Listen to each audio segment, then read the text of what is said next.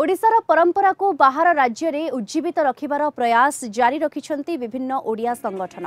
सेपरी एक अनुष्ठान हेउछि बेंगलुरुर ओडिशा सांस्कृतिक संगठन। एही संगठन पक्षरु उत्कल दिवस बेस धूमधाम रे पालित होइछि।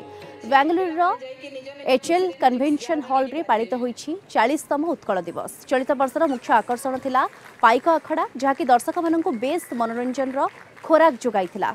एथि सहित समस्तंक पई पणार व्यवस्था मध्य करा जायथिला।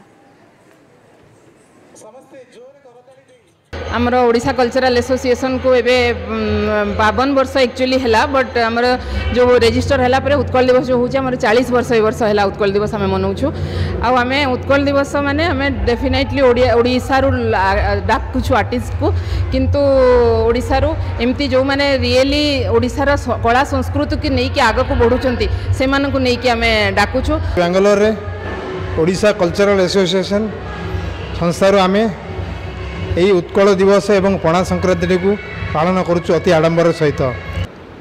बेंगलोर स्थित ओडिशा कल्चरल एसोसिएशन आनुकूल्य रे यही सुंदर सांस्कृतिक कार्यक्रम अनुष्ठित हो जाइछि। ओडिशार प्रतिष्ठित कलाकार तथा स्थानीय कलाकार भाग नहीं सेमानक द्वारा ओडिशार कला संगीत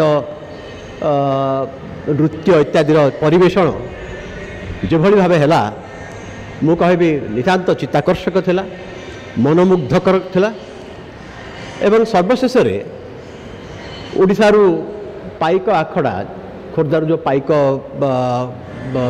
आखड़ा आसी सेमानक परिवेषण नितांत सुंदर थिला।